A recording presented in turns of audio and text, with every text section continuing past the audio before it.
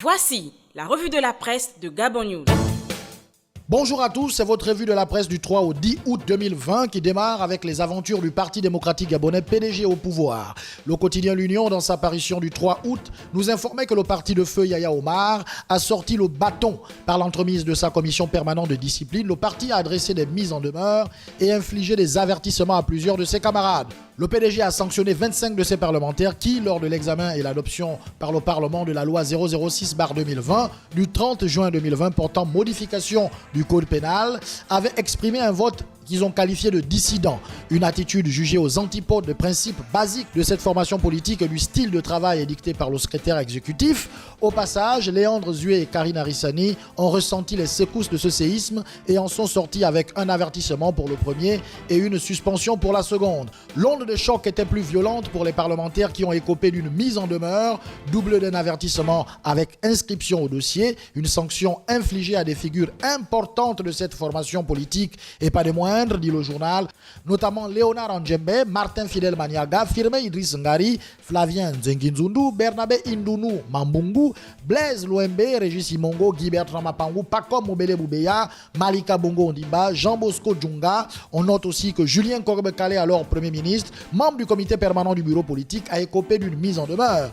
Il est entre autres reproché à tous ses camarades parlementaires un management approximatif et une absence de concertation au sein du groupe parlementaire PDG au Palais Léomba. Pour le cas de Léandre Zué, son avertissement est dû à ses propos de nature à faire la promotion des recrutements discriminatoires à la mairie, ce qui est contraire, souligne le communiqué du parti, à la politique d'égalité des chances prônée par le distingué camarade président Ali Bongo Ondimba. Et Karine Arissani est suspendue de ses fonctions de membre de la chancellerie des ordres du parti. L'hebdomadaire Gabon Matin, lui, a parlé d'égalité des sanctions et précise les motifs de la suspension de Karine Arissani de ses fonctions de membre de la chancellerie des ordres du parti. Il s'agit notamment de l'entretien des liens de communication avec un activiste, de voix de fait vêtu d'un t-shirt à l'effigie du président du parti et d'une activité intempestive sur les réseaux sociaux. Des faits que l'intéressé a reconnus, à en croire la commission de discipline. Pour le journal, les sanctions constituent un signal fort lancé une fois de plus par le secrétaire exécutif du PDG à l'endroit de l'ensemble des militants quant à l'obligation de respecter la discipline, quelle que soit la responsabilité que l'on occupe.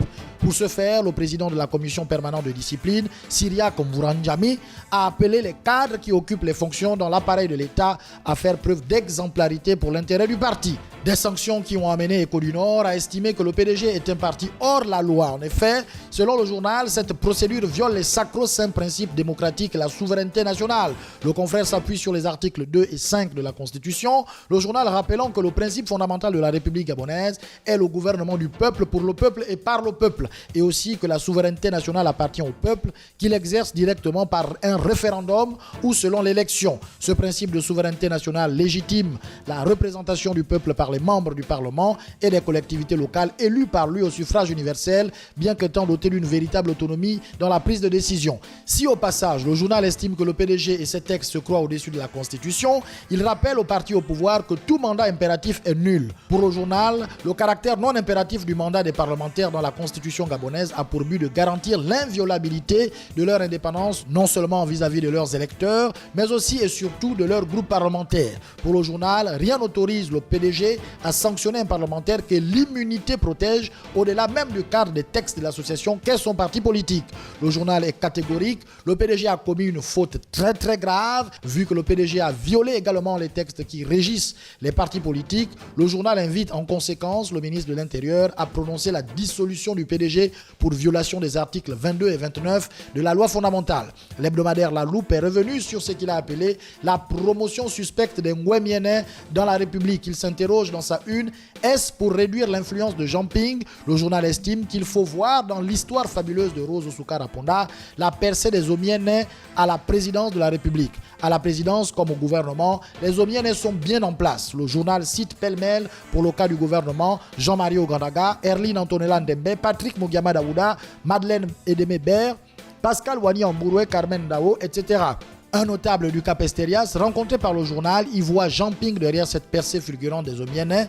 En effet, est-il possible que pour réduire la ténacité des Omienais, considérés comme des supporters acharnés du candidat et probablement victorieux selon le journal de la présidentielle 2016, le clan Bongo a songé à élever au rang de leur premier serviteur les natifs de cette communauté, s'interroge le journal. En tout cas, en prélude de 2023, le journal pense que si Ali Bongo veut s'aimer la zizanie électorale dans la communauté omienais, il ne parviendra pas au même résultat avec les communautés à la démographie plus avantageuse que les Omienais. Il ajoute que les Fans, les Pounou et les Nzebi semblent n'être pas dans ce plan où la géopolitique casse l'esprit républicain.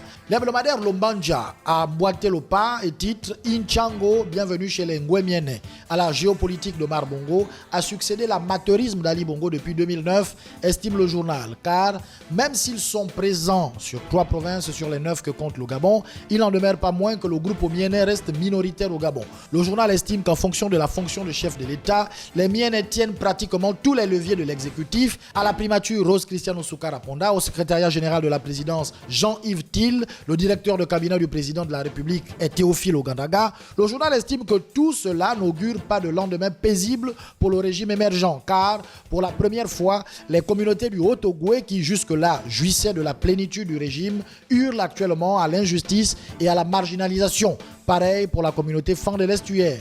L'hebdomadaire Onkulo Messager parle de tentative d'OPA du PDG bien sûr sur l'opposition et évoque une offre de vassalisation. Le journal qui a pris le soin d'établir 4 pôles politiques en divisant l'opposition en radicaux et ceux qui ont pris part au dialogue d'Agondje qui semble plus proche du pouvoir selon des rumeurs perçues par le journal. L'élaboration d'une charte qui lierait le PDG à cette opposition ayant pris part au dialogue d'Agondje, une nouvelle charte en dehors de celle existante et qui va selon le journal être réactualisée entre les membres de la majorité républicaine et sociale pour l'émergence. Si des contacts s'opèrent en ce moment, le journal affirme que ceux-ci ne semblent pas être fructueux car les consultés craignent d'être vassalisés par le PDG. L'hebdomadaire L'Aube a parlé quant à lui du congrès du renouveau à l'Union nationale et comme titre, il était une fois Zakari Miboto. L'hypothèse d'une retraite politique du président de l'Union nationale se précise à l'approche de cette grand-messe qu'est le congrès du renouveau.